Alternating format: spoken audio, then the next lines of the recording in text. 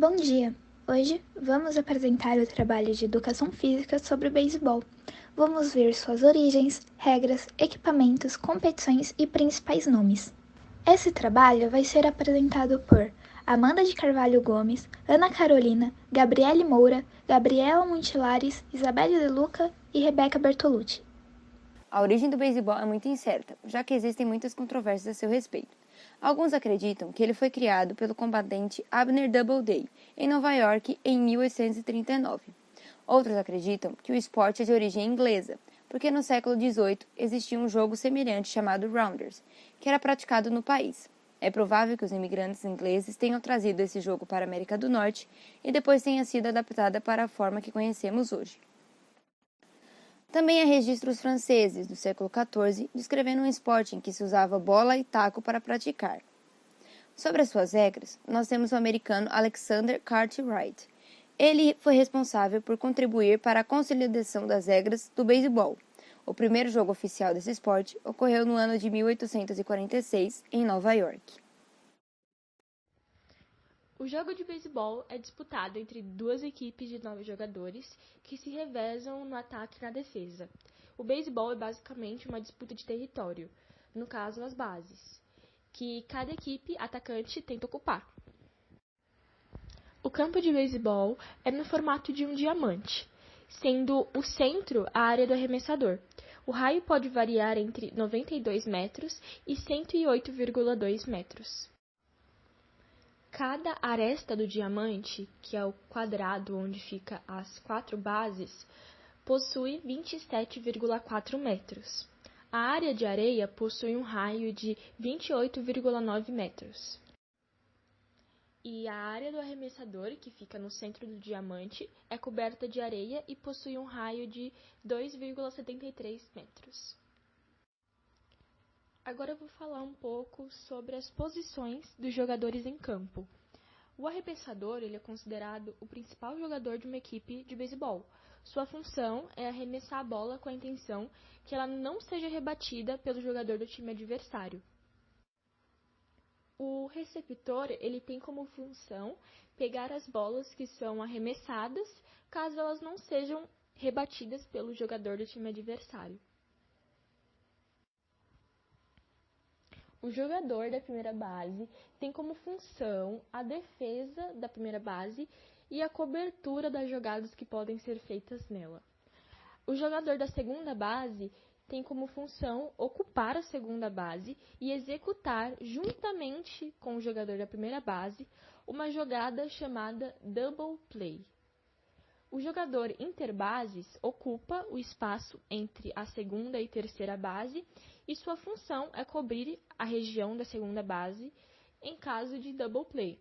A expressão double play é usada no beisebol quando a equipe que está na defesa consegue eliminar 2 adversários em uma jogada só. O jogador da terceira base tem como função ocupar a terceira base e defendê-la, bem como cobrir as jogadas que podem ser feitas nela. O campista ou jardineiro esquerdo é o jogador responsável pela defesa do campo esquerdo. O campista ou jardineiro central é um jogador responsável pela defesa do campo central. E o campista direito, ou jardineiro direito, é um jogador responsável pela defesa do campo direito. No momento do ataque, há mais 2 posições, que são o rebatedor e o corredor. Ele vai ser o mesmo jogador, basicamente. O jogador rebatedor, ele se posiciona um pouquinho à frente do jogador receptor. O jogador rebatedor, ele tem como função tentar rebater a bola que foi arremessada o mais longe possível. E a partir do momento que ele consegue rebater a bola, que ele consegue acertar a bola, ele passa a ser chamado de corredor. O objetivo do jogador corredor é conquistar o maior número de bases, com roubadas ou rebatidas, para que eles consigam ganhar um ponto. Podemos citar alguns equipamentos como o uniforme, boné, capacete, chuteiras, protetor peitoral, caneleiras e etc. mas os principais equipamentos do beisebol são o taco, a bola e a luva. O taco, ele tem um formato cilíndrico e geralmente é feito de madeira. Ele possui até 1,5 metros de comprimento e pode pesar até 1 quilo. A luva é feita de couro e recebe uma costura de linhas de algodão, nylon ou poliésteres. Junto com o taco, a bola é indispensável para que ocorra um jogo desse esporte. A circunferência da bola pode variar entre 10 e 40 centímetros. Já seu peso deve ser exatamente 142 gramas. A estrutura pode variar de acordo com o fabricante, mas normalmente é uma esfera de cortiça com o meio envolvido por fios de algodão, lã ou corda.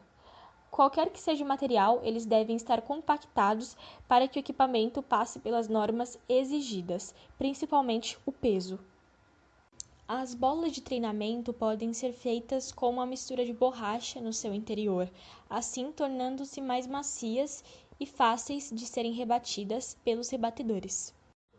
Uma curiosidade é que a bola de beisebol tem uma vida útil de 7 lançamentos, isso em uma partida profissional. Nos campeonatos realizados nos Estados Unidos, são utilizadas mais de 500 mil bolas por ano. Já no Brasil, a maioria das bolas utilizadas é de borracha, sendo utilizada por ano cerca de 35 mil. Agora eu vou falar sobre as regras do beisebol. O jogo de beisebol funciona por regras de jogadas, em que acontecem lançamentos juntamente de rebatidas da bola, e também o ataque e a defesa das bases. Durante uma partida, os times se revezam entre ataque e defesa. Quem defende tem o papel de lançar a bola e proteger as bases, já quem ataca rebate a bola e procura ocupar as bases. E cada partida possui 9 entradas, não tendo um tempo definido. Cada partida de beisebol possui 9 jogadores de defesa, eles sempre distribuídos em campo. E durante a defesa, os 9 jogadores se dividem entre o lançador da bola e aqueles que atuam na proteção de bases, com diferentes funções e a partir dos seus posicionamentos. É importante ressaltar que enquanto há 9 jogadores de defesa, há também apenas um jogador de ataque inicialmente. Bom, como já citado acima em slides, existe a posição do pitcher, que no caso é o arremessador, e a partir dele é iniciada a partida, enquanto o batedor de outro time está posicionado para acertar a bola com o bastão. Além disso, atrás dele deve haver um apanhador que pertence ao time do arremessador. Agora, em relação à regra geral do beisebol, o objetivo é marcar mais pontos do que o adversário. Assim, para marcar mais pontos é necessário o quê? É necessário que as 4 bases sejam percorridas, ocorrendo sempre caso a bola for acertada pelo batedor. Ele deve correr pelas 4 bases do campo. Assim, se ele conseguir atingir as 4, a equipe ganha um ponto. Existem também algumas regras mais específicas. Quando o batedor não conseguir completar as 4 bases em uma só jogada, um outro jogador do mesmo time entra como batedor. Em contrapartida, se o batedor lançar a bola fora do estádio, a equipe recebe um ponto. E esse ponto tem um nome. É um movimento chamado de home run. No beisebol, os pontos são marcados a partir da trajetória percorrida pelos jogadores. Assim, vence a equipe que tiver mais corridas durante a partida. E uma pergunta que pode ser muito comum é: e se houver um empate? Então, de acordo com as regras do beisebol, não pode haver empates. E caso haja, vão sendo adicionadas novas entradas até que venha uma diferença de pontuação. O Campeonato Brasileiro de Beisebol é a competição envolvendo clubes mais importantes do Brasil que praticam o esporte. É organizada todos os anos pela Confederação Brasileira de Beisebol e Softbol, a CBBS. A CBBS organiza campeonatos nacionais para diferentes idades. No beisebol, as categorias são pré-infantil, até 10 anos, infantil, 11 e 12 anos, pré-júnior, 13 e 14 anos, júnior, 15 e 16 anos, juvenil, 17 e 18 anos e adulto. O primeiro campeonato brasileiro aconteceu em 1936, época em que se registrou uma grande expansão dos japoneses no interior. Foi realizado na cidade de São Paulo, o Grande Torneio Nacional de Beisebol, com a participação de Bastos, Paraguaçu Paulista, São Paulo e Tietê. Competições de beisebol no mundo.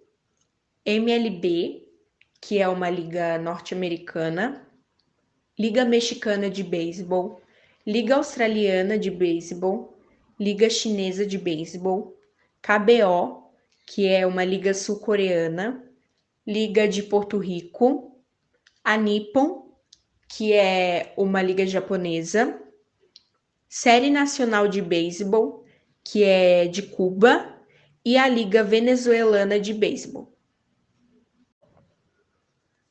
Nos jogos normais de beisebol, são 4 juízes, cada um próximo a uma base.